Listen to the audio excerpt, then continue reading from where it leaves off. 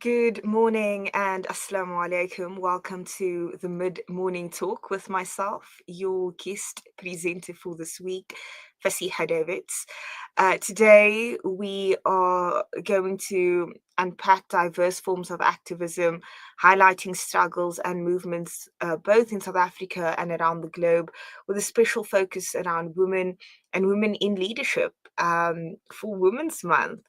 In this interview, in particular, we're shining a light on gender-based violence in South Africa, and we have the Honourable Mary Ann Lindelwa Dunjwa with us, Chairperson of Multi-Party Women's Caucus in Parliament. Good morning, Honourable Mary Ann, and thank you for being with us today. Good morning, Ms. Davids. You look cute. Thank you. Remind me You of look my so you beautiful. remind me of my youth days. But good morning, and to yourselves, your staff, and to your viewers.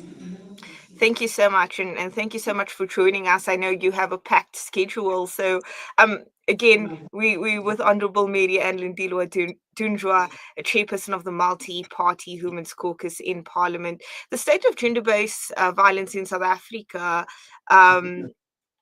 has kind of escalated, and then the intensity changed over the past few years, but recently in 2025 we saw an upsurge again, and with 2024 reports as well, and so specifically rape cases within South Africa, the statistics is quite staggering. What's your comment on that? Well, I will start with. I was a bit fascinated with your should I say your opening as the as the station as the media station that say breaking stereotypes. That's very profound because I just want to start there because my view is that as the society, as citizenry, as communities, we are to take one step back and ask ourselves, what is it that has happened? What is happening in the world? But I'm talking about our country, in our society, that we are now parents. What has gone wrong? And in my view, the challenge that as the society, we are either not prepared or afraid or have a denial is that we are to first talk about parenting. Mm-hmm. Because everything happens at home. How do I bring up my boy child and a girl child? The stereotypes that have been there, which are now affecting either the mental health or the psyche of men in particular, and then young women. The second issue, which I think we are not really looking into in terms of what is happening outside in our countries and in our country and in our society, is the issue of, and as media, it's one area that is not elevated. Maybe the responsibility of leaders and government and public representatives, child-headed homes. And when we are then talking about gender-based violence and femicide, in my view, and I'll be corrected if I'm wrong, and I don't think I'm wrong, we are to start there. Parenting, is there a gap in how we have been parenting our children? And then the second challenge of a child-headed homes, not because of their own making, because of a number of things. A 14-year-old end up being a parent.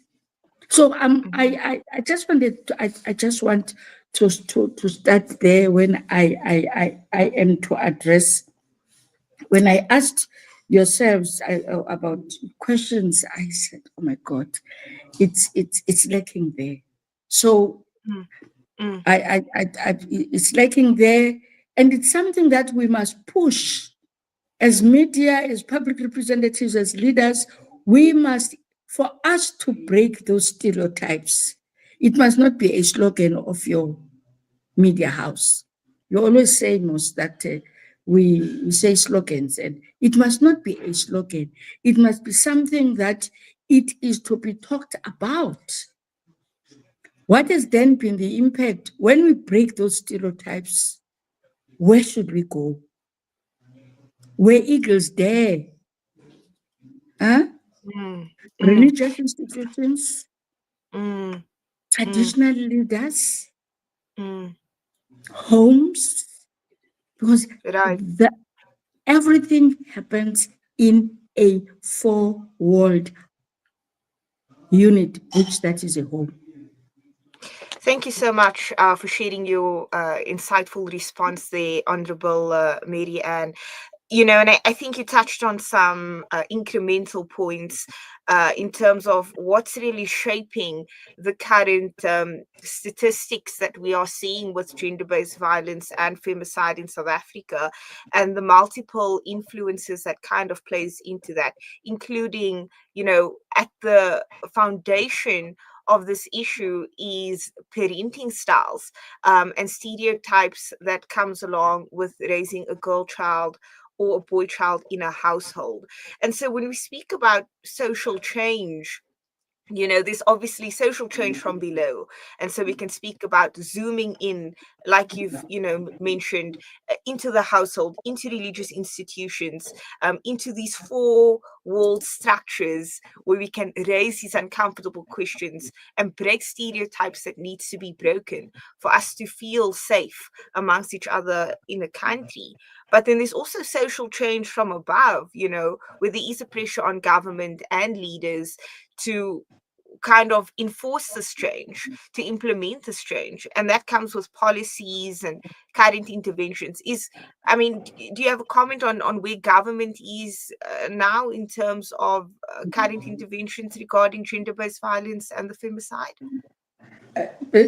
Thank you very much. I hope you won't lose, as the media station, you will influence others. You won't lose this issue of parenting. But the current interventions that have been are there now. You remember that there's been in the establishment of the national strategic plan in terms of the GBV 2020-2023, which is a multi-sectoral framework to address gender-based violence. It had 6 pillars for intervention with various stakeholders, including government, institutions, private sector, civil organizations, research institutions, expected to play a role. And in that, there's been a National Gender Council, which was signed into law in 2020, on the 24th of May 2024, and it came into effect on the 14th of November 2024. And this was published. It's a proclamation 2021. And this act is an act which is established for the council. And that council is dedicated to lead the fight against gender-based violence and femicide in South Africa. So those are that I'm quoting that because it's very important. And then, as the multi-party women's caucus, remember that we are not a portfolio committee, but we are more, should I say, a structure that is activism based in Parliament, because we interact with the stakeholders outside Parliament to hear what is it that what are their challenges, and in listening to the stakeholders, we then dissect them, take them to various portfolio committees, which is departments which are led by ministers. For an example, police, I will say, we were in a community X, and this is what we've picked up. The community is complaining about a police station which is not sensitive to gender-based violent issues and femicide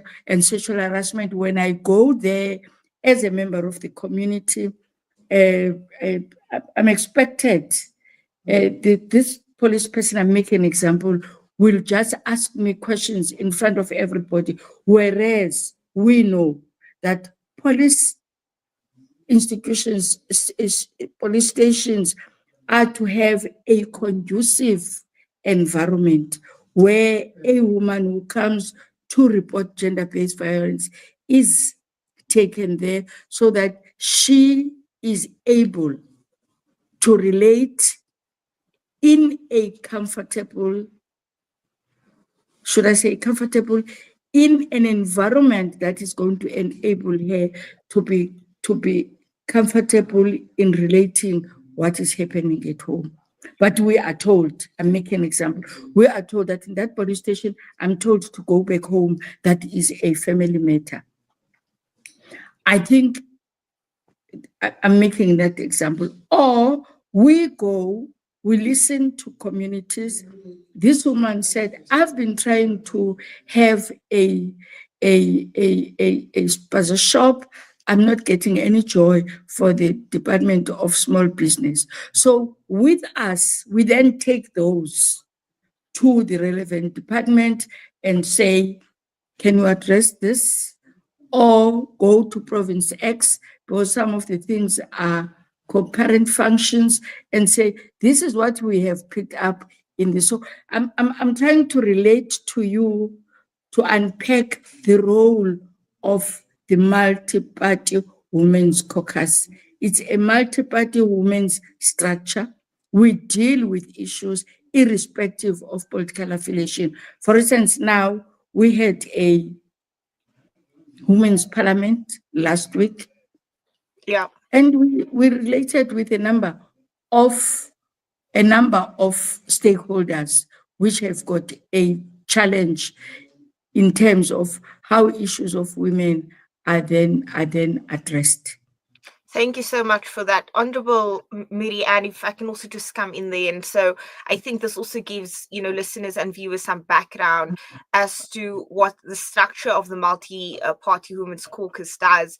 An amazing work, right? And it's so important for these structures to exist within society, to break down other structures that exist, like patriarchy, etc., and to kind of counter that.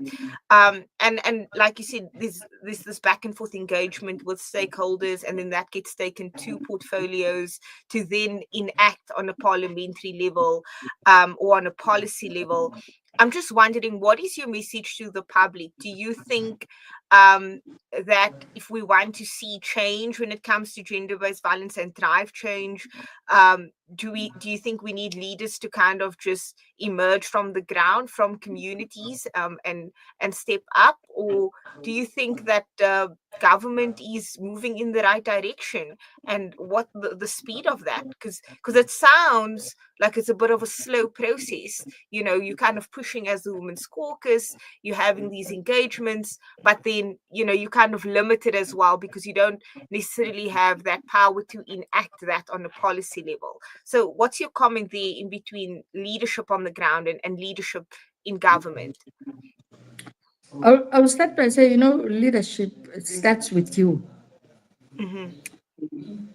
Your ability as an individual, when you see something wrong, when you hear something wrong, you are then able to stand up. So what we need, the advice that I will encourage our communities is that as communities, we must stand up, come together. Women in religious sector, women in traditional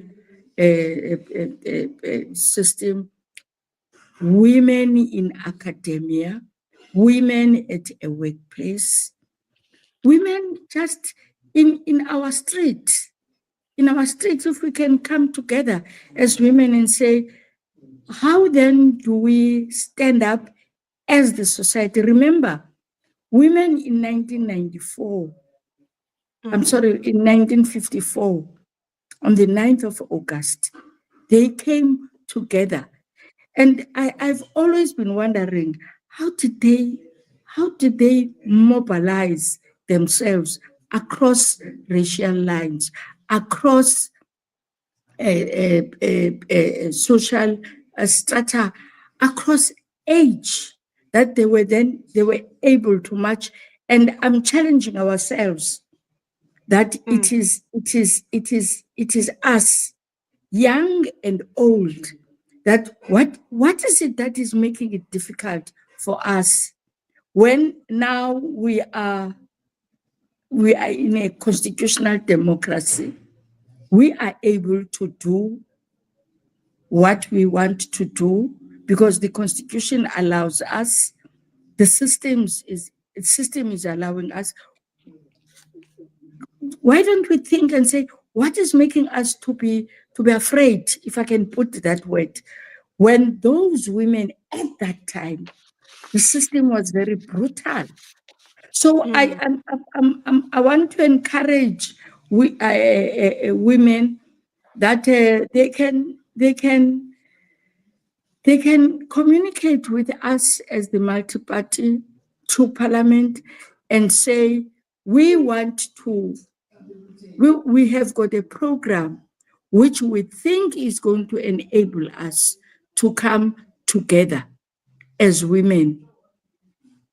There's nothing wrong in us marching to whatever, marching to court. If I can make an example, we don't only go to court when there is a case. A case in point here is an Omotoso case, when women will only come together when Omotoso is going to court. My challenge is, let's stand up.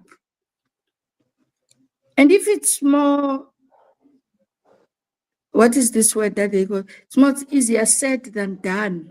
We will have, they are, whether young or old, that must bite that bullet, stand up, so that we march. For instance, in the women's caucus, in the women's parliament, there's one stakeholder that says, why is it that we are not marching to Concord as women, and say, why is it taking the country, dragging its feet, the justice system, the SAPs?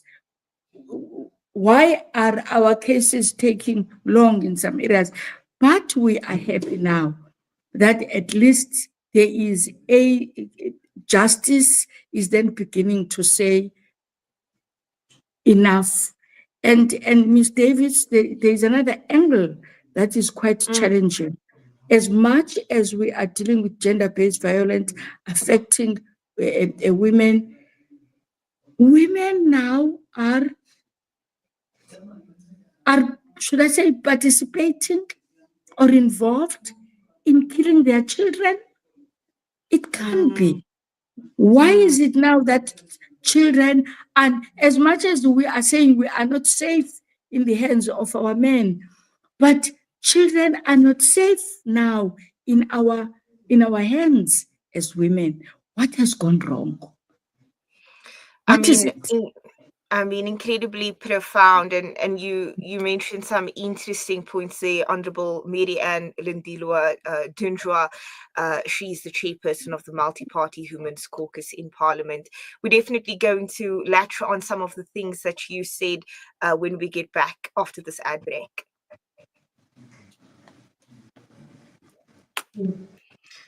Are your financial goals feeling out of reach?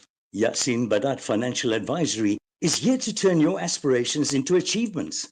Our dedicated team, armed with a history of success, is ready to guide you through the complex nature of financial and investment planning. Whether you're a seasoned investor or new to the game, our personalized solutions cater to your unique goals and risk appetite. Trust in our commitment to transparency, integrity, and excellence. Ready to unlock a world of financial freedom? Partner with us today. Call Yasin Badat Financial Advisory at +27 33346 2071 or visit www.yasinbadat.com. Yasin Badat Financial Advisory, guiding you to financial success. They say breakfast is the most important meal of the day, yet many children go to school hungry because of poverty. Penny Appeal South Africa's Breakfast Club aims to get a warm, hearty meal to underprivileged children so they can spend their day prospering in their schoolwork. Help feed a needy learner for only 5 Rand a day, or 150 Rand a month. Or visit our website www.pennyappeal.org.za or call 031 1100 573 to find out how you can donate. Penny Appeal South Africa. Small change, big difference. When the perfect blend of stylish decor, exquisite halal cuisine, and warm hospitality come together, it could only mean Albeit Lodge, your true home away from home. Albeit is the ideal heaven for families, business people, and tourists with its 4-star family rooms and other luxurious facilities, conveniently situated close to Port Elizabeth Airport, the beach, and other amenities. Your stay will be truly unforgettable, as you'll be taking home lasting memories of the warm hospitality, the serenity and tranquility that Albeit has to offer. For reservations, call 041 583 6415 or visit www.albeitlodge.co.za. Abu Huraira narrated that he heard the Prophet Muhammad, may the peace and blessings of Allah be upon him, say, "In black seed there is a healing for every disease except death." Experience the health benefits of this ancient blessed seed by using the Tib Black Seed range. Black seed assists the body to boost immunity, regulate blood sugar levels, reduce inflammation, and act as a potent antioxidant. Experience a holistic approach to health by introducing the Tib Black Seed range into your routine. Available in capsules, pure cold-pressed oil, and a vapor rub. Trust Tib Health Sciences for quality black seed products. For more information, visit blackseed.co.za. Available at leading pharmacies. Hey, Gulam. Yeah? Did I return your lawnmower last month? No, bye, you didn't. Oh, no. Now what'll I do? I wanted to borrow it again, man. With Rendry Jewelers, you won't have to borrow or lend because the prices are so well trimmed on all gold and diamond jewelry. Alternatively, we could remake your old jewelry into a brilliant new design. Visit Rendry Jewelers at 151 Stevens Lamini Road, Musgrave, Durban. Rendry Jewelers, the family name you can trust. Rejuvenating media day by day. This is Salam Media.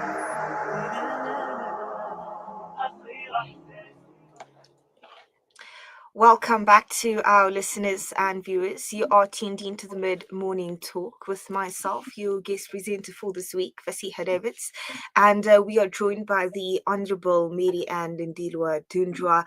She is shining light on gender-based violence this Women's Month in South Africa. She also serves as the chairperson of the multi-party Women's Caucus in Parliament. Mary Ann, Honourable Mary Ann, thank you again for being with us. And for viewers and listeners, just to kind of recap after that ad break, and for those who just joined us, rather, we are commemorating Women's Month, and I mean, essentially, just before the ad break, we were speaking about a call for humanity to kind of rise up and take charge and leadership, and celebrate the freedoms that we have been given, like being able to march, that women previously fought so hard for in South Africa. But the issue is not just for women to take that leadership and come to the forefront, but for men, young and old, all to come together and take a stand and stand up against these systems of oppression. And essentially, I think it's a system against violence that we have in South Africa. I mean, there were some interesting points that we touched on, and I want to know. I want to know, before I let you go, if you can give a message of encouragement to South African women during Women's Month in isiXhosa, and hopefully if you can teach me, but it can be a short sentence. But before we do that, is there anything else you want to comment on, or maybe speak to in terms of leadership and the current crisis of violence in South Africa? I just wonder what during your break, I came to my mind that gender-based violence is not only, it's happening everywhere at our schools. You know, it is quite challenging. It's quite disturbing and frustrating that our schools turn up to be a battlefield. How does a child leave home and go and attack a teacher at school and make an example? What has gone wrong? That's why I go back to the question that what has gone wrong at the time that we are parents, that our children are just something that I find it difficult to describe, because those children are my grandchildren. So when we look into this as the society, we must not run a risk of not balancing the issues that are affecting a girl child who subsequently is going to be a young woman and a woman, and that of the stereotypes of bringing up a boy child. So we must balance those two, that we are now in a situation where now it's both a girl child and a boy child. And those brave women who marched in 1954, they marched. It's them that now we are free. It's true that much, among other things, that we are free to then stand up. We must be courage. We have the courage to stand up and talk about the issues that at a particular time we were not allowed as women to speak about them. We were not allowed to lead. We were always looked as minors, as women. And those women that marched on the 9th of August, 1954, put us where we are. But we now have to take the second phase of their struggle, of advancing the struggle to ensure that the society as a whole is free. The society, because if you suppress a woman, you'll never have a society that is brave, a society that is able to take up any challenge. And you can't do that without a male. And I would encourage the media platform. Yes, others are doing that.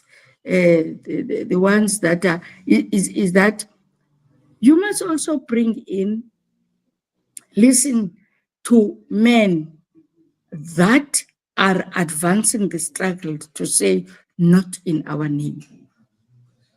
And I would encourage that. That is what we are to do. And I didn't want to, and I was going to request to end up this without saying, it is not only now happening in the four walls of our home, it's happening outside. Women are afraid to walk free. Children are afraid to walk free. Schools, educators are afraid. And it goes back to parenting. It goes back to charity begins at home, because before that child goes to school, she or he is then educated by me at home, because that is the foundation of a formal education. And therefore, as parents, grandparents, we must stand up, both males and females, stand up and say, not in. If we commemorate the 1954 women, we must then begin to say, they have done it. We are to take it to the second level of ensuring that as much as government have got systems, as much as there are laws, what is it that is making those laws not to be enforced by institutions that are closer to our people, which is police station, which is courts. But first, we must take the responsibility and say, let's come together as parents and say, not in the name of those brave women who would have been shot in 1954. Yeah. But here we are now. Honourable Lindelwa Dunjwa, so many important points that you mentioned there, and I think it also resonates deeply with so many at home and those who are listening in today. If we can end off this interview with a message of encouragement to South African women for Women's Month in isiXhosa, I think that would be absolutely lovely for our listeners. I will try to say it after you if you have a short message, but please bear with me as it won't be my first, second or third language, but I'm happy to learn. Ndifuna ukuthi makhosikazi masiphakameni sixelise oomakhulu bethu abaphakamayo bamatsha ngo-1954 bematshela into kokokuba isidima sethu singamakhosikazi masihlonitshwe. Ekubalulekileyo ke kuthi ngoku kokuba masiphakame sibumbe isizwe sakuthi. Kwenzeka ntoni ngoku xa abantwana bethu bebulawa, xa nathi singakwazi ukunononela abantwana bethu? Masiphakameni ke sincedise urhulumente, sincedisane emakhaya, sincedisane ezikolweni, sincedisane apho sisebenza khona, sincedisane kuyo yonke indawo ekuqinisekiseni into yoba siyasibumba isizwe sakuthi. Ukuba siyakwazi ukukhulisa abantwana babe zezi zinto abazizo namhlanje, ndithetha into yoba bakhokhele, yintoni ezawubangela into yoba singakwazi ke ngoku ukuphakama singamakhosikazi sithi kwanele ngoku, masilungise isizwe sakokwethu. Sakusilungisa ke isizwe sakuthi xa siqala emakhaya ngokuqeqesha abantwana ngendlela nathi esiqeqeshwe ngayo ebangela into yoba masikwazi uba kwezi ndawo esikuzo. Ndiyabulela. Amandla, or should I say Humandla? Thank you so much. Thank you for joining us. A joke is, I was saying to the person who called me that you said it's 15 minutes. Now you said 20. Now when I looked at it, I said, gosh, it's me that has made this interview to be at least 30 minutes. But I think it's not a once off. Yeah, we definitely have to have you back, and thank you so much for your time. This interview was so needed, and I think listeners and viewers at home definitely feels the same way. Honourable Mary and Lindelwa Dunjwa, shining a light on gender-based violence this Women's Month in South Africa. She's the chairperson of the multi-party Women's Caucus in Parliament. Thank you so much for joining us. Thank you very much. You will tell me when it's on YouTube so that I watch and listen on myself. Of course, Honourable Member. Thank you. Thank you very much. Bye. Bye. Bye-bye.